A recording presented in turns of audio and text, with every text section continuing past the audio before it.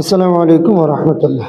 BD আমিনশিপ training সেন্টারের পক্ষ থেকে সকলকে আন্তরিক শুভেচ্ছা জানিয়ে শুরু করছি।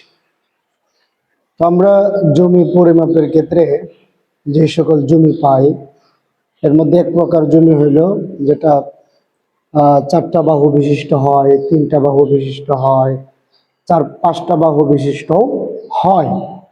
তো আমরা সিরিজ আকার আপনাদেরকে ভিডিও দিব, যেটার মধ্যে আমরা দেখব আপনার চতুর্ভুজ চারটা বাহু বিশিষ্ট, এরপরে ত্রিভুজ তিনটা বাহু বিশিষ্ট, সব ধরনের জমি একে একে সবগুলো দেখার ট্রাই করব, চেষ্টা করব।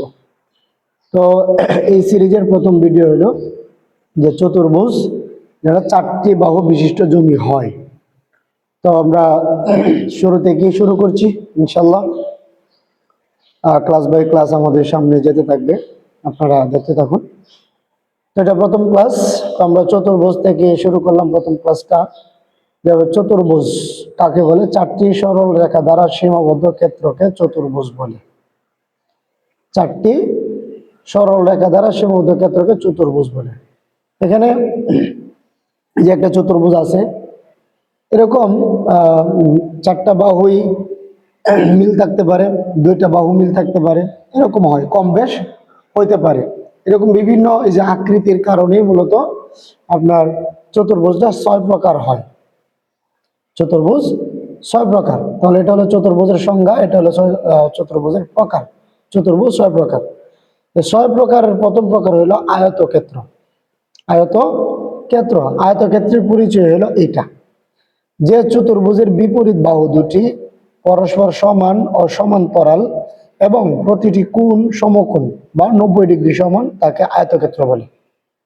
একটু খেয়াল করবেন যে চতুর্ভুজের বিপরীত বাহু দুটি, বিপরীত বাহু বলতে আমি এখান থেকে যদি আপনাদেরকে দেখাই যে এই বাহুটা, এটার বিপরীত, এদিকে 150 আছে, এদিকে 150, এই দুটা একটা আরেকটার কি বিপরীত, এগুলো কিন্তু সমান।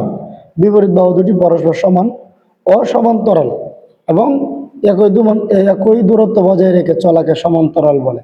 এই দুইটা বাহু কিন্তু আপনার এদিকে যদি যায় বা এদিকে যদি যায়, একই সমান দূরত্ব বজায় রেখে কিন্তু চলতে পারে। তাহলে সমান হইলো আবার সমান্তরাল হইলো। এবং এই যে এটা যদি ধরেন এটা এটার বিপরীত, কিন্তু এই দুইটাও কি আপনার একই সমান দূরত্ব বজায় রেখে চলে, মানে সমান্তরাল এবং সমান সমান। কিন্তু আবার এটার সমান না, এটার সমান না। বিপরীত বাহু দুইটা সমান থাকবে। হ্যাঁ, এটার সমান থাকবে, এটার সমান থাকবে। আর কোণগুলো থাকবে 90 ডিগ্রি সমান। কোণগুলো প্রতিটি কোণ 90 ডিগ্রি থাকবে।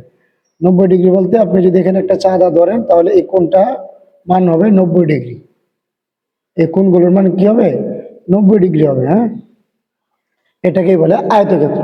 এটাকেই বলে আয়তক্ষেত্র। এরকম জমি যদি হয় আপনার, যে এই বাহুটার সাথে এই বাহুটা এবং এটা এগুলো মিল, হ্যাঁ, কোনো কম বেশ নেই। এটা 100 হইলো, এটাও 100, এটা 150 হইলো, এটাও 150, আরো কম বেশ হইতে পারে। এটা 20, এটা 20, এটা 10, এটা 10, অথবা এটা 80, এটা 80, এটা 50, এটা 50, এরকম হইতে পারে। অথবা এই সাইড 100, 100, এই সাইড আরো কম হইতে পারে, 20, 20 হইতে পারে। এরকম জমি কিভাবে মাপবেন? এরকম জমি মাপা খুবই সহজ। তো মাপার সূত্র হলো দৈর্ঘ্য গুণ প্রস্থ। এই যে সূত্রটা, দৈর্ঘ্য গুণ প্রস্থ। এই যে আপনার 150 এরপরে 100, এই দুইটাকে গুণ দিয়ে দিতে হবে। দৈর্ঘ্য গুণ প্রস্থ আপনাকে গুণ দিতে হবে, এটা এখানে বলছে। এই দুইটাকে গুণ দেওয়ার পরে এই যে একটা গুণফল আসলো, এটা হলো বর্গফুট। এটা কি ফুট? এটা হলো বর্গফুট। এই বর্গফুট হওয়ার পরে জমির ক্ষেত্রে 435.6, 435.6, এখানে 6 হবে। হ্যাঁ, 435.6 দ্বারা আপনাকে কি করতে হবে? ভাগ করতে হবে বর্গফুটকে। ওকে, এই যে বর্গফুট যেটা হলো, এটাকে 435.6 দ্বারা ভাগ দিলে হবে আপনার 34.43 এই জমিটার মধ্যে। এখন যদি এটা আরো কম বেশ হয়, যদি এদিকে 50 হয়, এদিকে 50 হয়, এদিকে 80 হয়, এদিকে 80 হয়, তাহলে আরো কম হবে। কিন্তু নিয়ম এইটাই। নিয়ম কি? এটাই।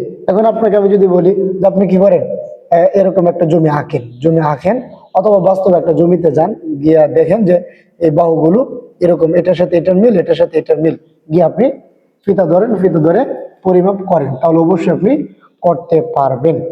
তো এটা হলো চতুর্ভুজ। চতুর্ভুজ 6 প্রকারের মধ্যে আপনার আয়তক্ষেত্র হলো প্রথম। আমি আয়তক্ষেত্রটা আপনাদেরকে দেখানোর চেষ্টা করলাম। তো এরপরে যেটা আছে চতুর্ভুজ 6 প্রকারের 2 নম্বর যে প্রকার আছে, ওই 2 নম্বর প্রকারটা নিয়ে আমরা সামনের ভিডিওতে কথা বলবো। তো যদি আপনাদের ভালো লাগে তাহলে আমাদের পেজ এবং ইউটিউব চ্যানেল আশা করি ফলো করবেন এবং সাবস্ক্রাইব করে দিবেন, সকলকে দেখার সুযোগ করে দিবেন। সকলে ভালো থাকবেন। আসসালামু আলাইকুম ওয়া রাহমাতুল্লাহ।